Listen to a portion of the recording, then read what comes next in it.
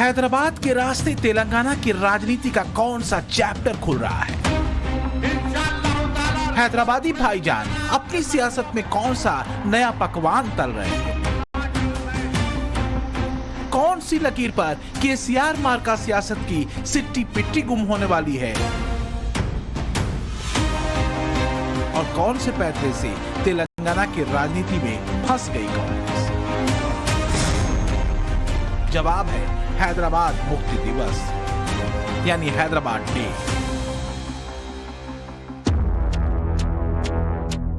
हैदराबाद में 17 सितंबर को सीधे सीधे शक्ति प्रदर्शन होगा। एक तरफ होगी अमित शाह की रैली तो दूसरी तरफ होंगे ओवैसी और उनकी बाइक रैली। पिछले साल तक ओवैसी हैदराबाद डे के एक दिन पहले बाइक रैली करते थे और पावर शो करते थे, और बीजेपी जवाब देती। लेकिन इस बार मामला उलट है। केंद्रीय मंत्री जी किशन रेड्डी के नेतृत्व में बीजेपी ने पहले बाजी मार दी। 15 सितंबर को हैदराबाद मुक्ति दिवस के 2 दिन पहले बीजेपी ने बाइक रैली निकाली, जबकि ओवैसी 17 सितंबर को तिरंगा बाइक रैली निकालेंगे। एमआईएम के जो चीफ है असदुद्दीन ओवैसी, उन्होंने नेशनल इंटीग्रेशन डे का ऐलान किया है और कल तिरंगा रैली वो ऑर्गेनाइज करने वाले हैं हैदराबाद के पुराने शहर में। तो ये जो राजनीति है 17 सितंबर को लेकर ये फिर से शुरू हो चुकी है। तो हैदराबाद के बहाने मामला तू डाल डाल मैं पात पात का है क्या? लगता तो ऐसा ही है, क्योंकि नरेशन और पॉलिटिकल क्रिएशन दोनों साथ साथ चल रहा है। हैदराबाद के रास्ते तेलंगाना की सारी सियासत, सारी राजनीति, सारा दर्शन इस लाइन पर आ टिका है कि 17 सितंबर 1948 के दिन की याद हैदराबाद मुक्ति दिवस के रूप में की जाए या फिर हैदराबाद विलय दिवस के तौर पर उसे याद किया जाए। और किसे हैदराबाद मुक्ति दिवस से दिक्कत है, ऐसे कहते रहे हैं कि 17 सितंबर को मुक्ति दिवस नहीं बल्कि विलय दिवस के तौर पर सेलिब्रेट करना चाहिए। हमको ही गाली देंगे, कुछ नहीं बोलेंगे, वो हमारा नाम लेंगे, मजलिस का नाम लेंगे, रजाकार बोलेंगे, कासिम रजवी बोलेंगे, इतना ही बोलेंगे, कुछ बोलते ही नहीं है। भाई आप इसको इंटीग्रेशन डे के तौर पर क्यों नहीं मनाना चाहते? मनाइए ना, सबको रखिए, हम भी आते, हम आने तैयार थे। 8 साल से आपकी सरकार है, आप नहीं मनाते। वाजपेयी जी की सरकार थी 99 से 2004, आप नहीं मनाते। हैदराबाद डे के मौके पर सभी पॉलिटिकल पार्टियों ने अपने राजनीतिक सहूलियत के मुताबिक दिन का नाम दिया है। जरा देखिए, बीजेपी जहां 17 सितंबर को लिबरेशन डे के तौर पर मनाएगी, तो कांग्रेस इस दिन को विलय दिवस के तौर पर मना रही है। वहीं केसीआर की बीआरएस हैदराबाद डे को राष्ट्रीय एकता दिवस के रूप में मनाएगी। 17 सितंबर को एआईएमआईएम एकीकरण दिवस के तौर पर मनाने की बात करती है।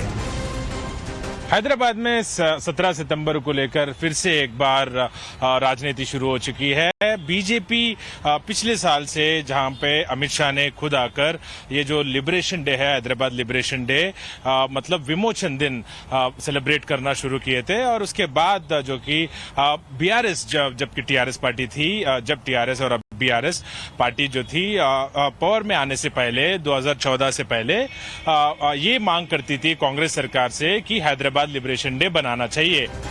अब सवाल ये है कि हैदराबाद मुक्ति दिवस से दिक्कत क्यों होने लगी?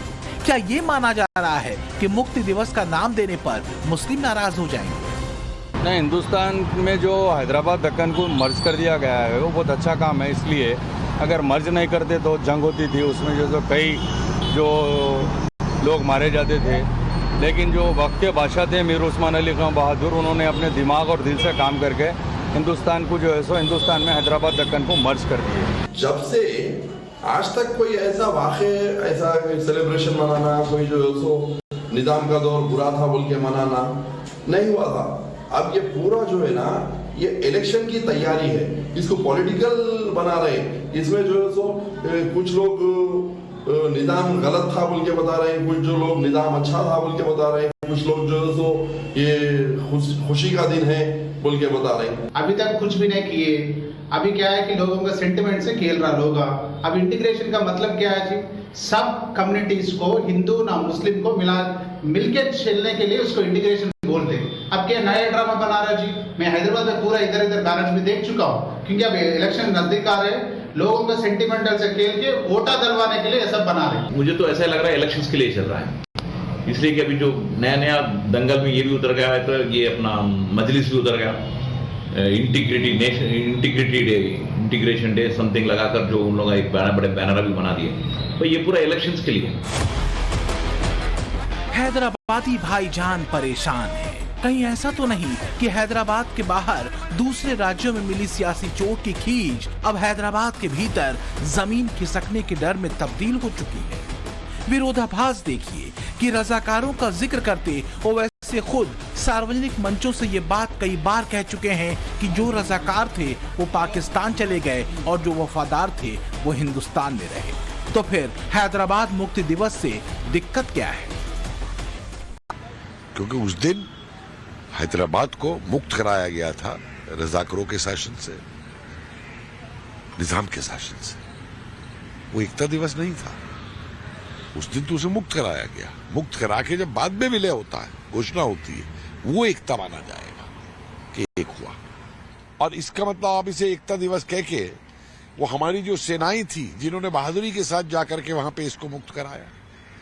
और यही नहीं, आपको मालूम नहीं कितने लोग हैं, जनता जो है, जो इसके संघर्ष में लड़ी थी, जिनका कत्लेआम किया था रजाकारों कि मुक्ति दिवस बनाम एकता दिवस पर तानी गई सारी रार बस वोट बैंक की राजनीति है और कुछ नहीं। तो क्या हैदराबाद मुक्ति दिवस से केसीआर से लेकर ओवैसी और कांग्रेस तक का हाजमा इसलिए बिगड़ता है क्योंकि वोट बैंक नाराज हो जाएगा? आबादी के लिहाज से देखें तो तेलंगाना में 84% हिंदू आबादी है, 12% के आसपास मुस्लिम आबादी है, सिख करीब 3.5% हैं, जबकि ईसाई और अन्य जातियां 2% के आसपास हैं। सवाल भेद का नहीं भाव का है कि जब खुद ओवैसी ये बात कहते हैं कि जो मुस्लिम रजाकारों से असहमत थे वो हैदराबाद में रुके, तो फिर उन्हें मुक्ति दिवस से दिक्कत क्यों होगी? तो क्या मुक्ति दिवस बनाम विलय दिवस के सियासी नैरेटिव की बंदूक मुसलमानों के कंधे पर रखकर दागी जा रही है? ये सारा खेल इसलिए हो रहा है अभी क्योंकि इस साल के अंत में विधानसभा के चुनाव है, अगले साल लोकसभा के चुनाव है। भारतीय जनता पार्टी को वहां पर अपनी ग्रोथ की संभावनाएं दिखाई देती हैं। तेलंगाना राष्ट्र समिति को अपनी सत्ता बचाकर रखनी है। कांग्रेस पार्टी बीच बीच की स्थिति में है, जहां पर उस पर भी तुष्टीकरण के आरोप लगते रहे हैं और उसे भी लगता है कि हम तेलंगाना में अपनी खोई हुई जमीन किस तरह से वापस हासिल कर सकते हैं। लेकिन सवाल तो कांग्रेस से भी पूछे जाएंगे कि क्या वो तत्कालीन प्रधानमंत्री नेहरू की लाइन से भी अलग लाइन पर निकल चुकी है, क्योंकि 17 सितंबर 1948 को बहुमत मिला। बीआरएस के इस वक्त 101 विधायक हैं, एआईएमआईएम के साथ कांग्रेस के 5 विधायक हैं, बीजेपी के 3, ऑल इंडिया फॉरवर्ड ब्लॉक का 1 विधायक है, जबकि अन्य के खाते में 1 सीट है। तेलंगाना में पिछले 9.5 साल से केसीआर मुख्यमंत्री हैं और 9.5 साल से तेलंगाना में अल्हम्दुलिल्लाह कोई कम्युनल राइट नहीं हुआ है। 9.5 साल से तेलंगाना में प्रोग्रेस हुआ है और इसका नतीजा ये है कि यहाँ पर हाईएस्ट जीडीपी जो है देश में कहीं है तो तेलंगाना में है। वो तेलंगाना जहाँ पर कम्युनल राइट्स होते थे आज वो नहीं हो रहे हैं। ओवैसी का केसीआर राज के बारे में कसीदे पढ़ना क्या हैदराबाद मुक्ति दिवस से हैदराबाद विलय दिवस तक की लाइन पर बदली केसीआर की राजनीति का नतीजा है? ये पूछा तो जा सकता है, क्योंकि ये वही केसीआर हैं और ये वही बीआरएस पार्टी है जो हैदराबाद मुक्ति दिवस मनाने की मांग कांग्रेस से करती थी जब कांग्रेस केंद्र की सत्ता में थी।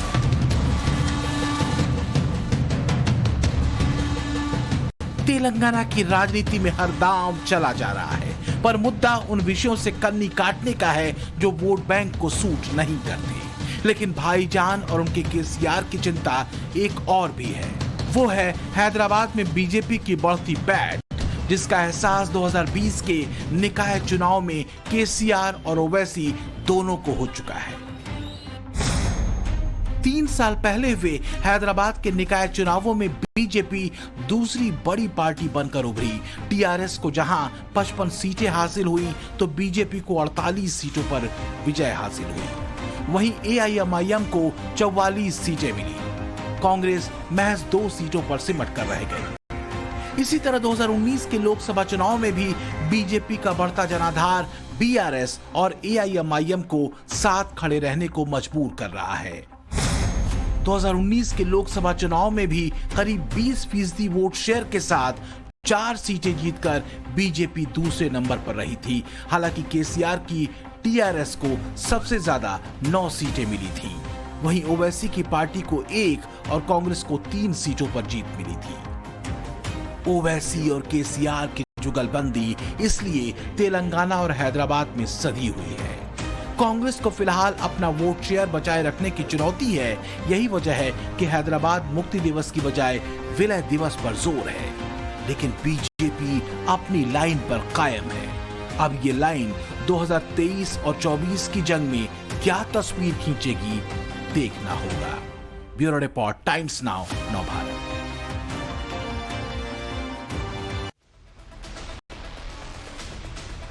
और इस वक्त की एक बड़ी खबर आपको बताएं, पत्रकार